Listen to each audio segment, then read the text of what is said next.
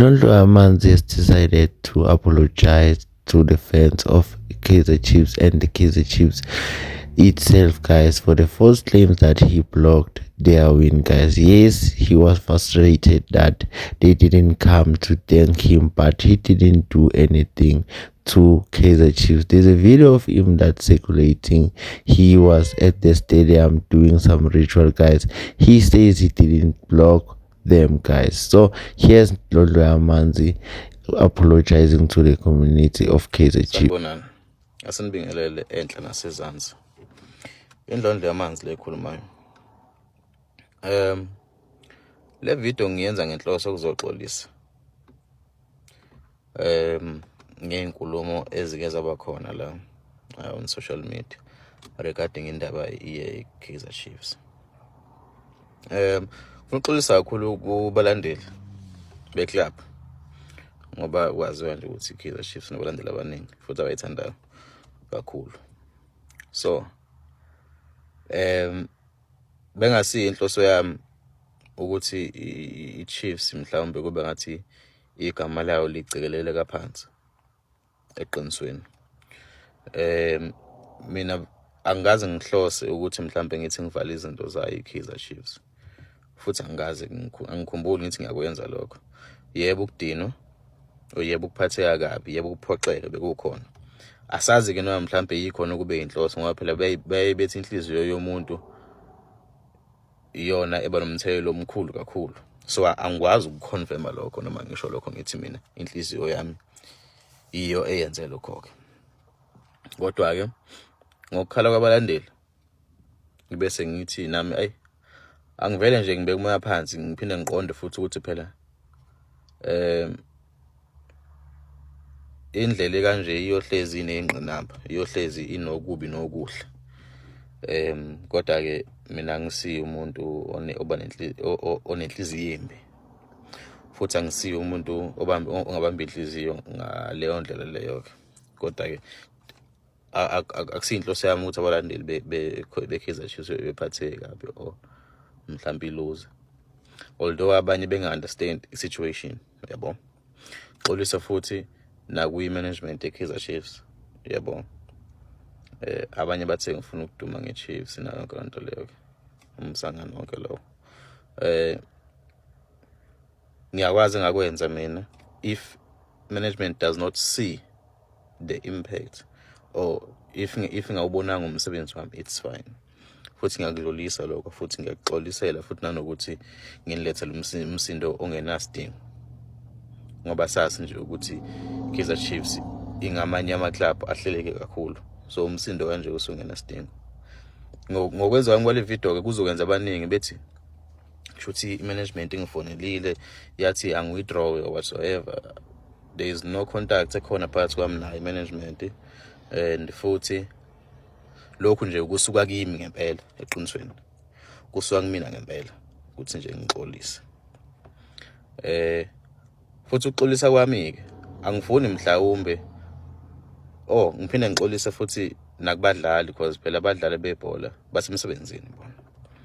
Umsebenzi wabo ukudlala bejabulisa abalandeli bese bebeye ukudla eplatini, yabo. So I was not intend seseke singisi kodwa kade ngingahlosile ukuthi ngilimaza ama-career abantu. Nami was just fighting for what is mine, yabo.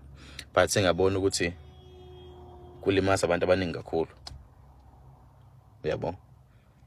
Mina mhlawumbe ngcono ngoba ngiyi-one, but there are millions and millions of fans ebahlukumezayo lento le, yabo. And then okugcina le video angiyenzi mhlawumbe ngoba noma angifuni ngicabanga mhlawumbe ukuthi ngiyanisaba, yabo. Sengibala wonke umuntu okhona ke, yabo, umlandeli ngabe i-management ngabe abadlali noma yini, cha angisami umuntu nje. Lento nje ngiyenza futhi ngisho kusuke kujuleni kwami kwenhliziyo. And nakusasa futhi iclub if yenza kahle noma if yenza kabi, angifuni mhlawumbe kube negama lami phakathi. Angifuni mhlawumbe kuthiwe hayi yimi owenza iwini because angiyisizi kuyimasha. Futhi angifuni uma isiluza kuthiwe yimi oseyivalile. Abanye baze bangibiza ngamathakathi. Khona lo mfana nje lo kuthiwa angazi uman A noma uman B ongithukile. Futhi ke ngicabanga ukuthi leyo ndoda kumele ixolise leyo ndoda le, angithukwa mina. Umuntu omhlophe umthuki ngoba umthuki usuke usumngcolisa, yabo. So angithuka mina. Mina ngumuntu omhlophe mina. Ungena emanzini is proves ukuthi ngiclean. Because angiyiphasi into engcolile noma uthi angiwuphathi ngesandla sami, ngisebenzisa amanzi kuphela. Nawe uyabona nje ukuthi hayi indoda yamanzi le. So anguthi yena indoda nje leyo engowe apology nje leyo ngoba ingithukile, yabo. So angifuni ke mhlawumbe kube ngathi mhlawumbe like ngiyanesaba, cha nginesabi nje. Ngikwenza ngoba ngifuna nami ukususa nje into ezinkulu mopheke igama lami. Yeah, ilokho nje engifuna ukusho.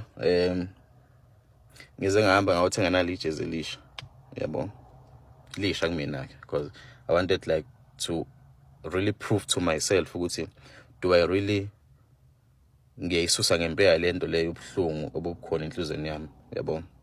Ukuphoxa i-team engiyithandayo, yabo.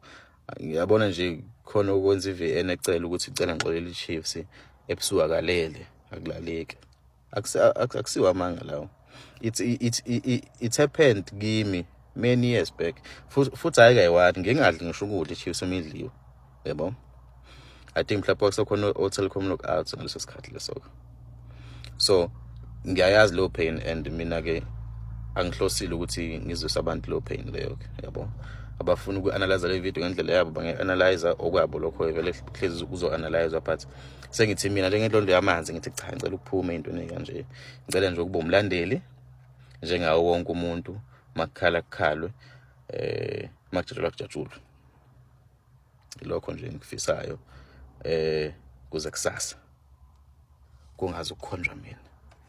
Futhi ngingazi ukucelwa mina ngoba nama yikho into engayenza, yabo. So uxolisa nje ngiyazi ukuthi most management lapha no Chiefs bangamapete so bakhuluma isipedi naso isipedi ngiyasazi ke ngithi mina in short nje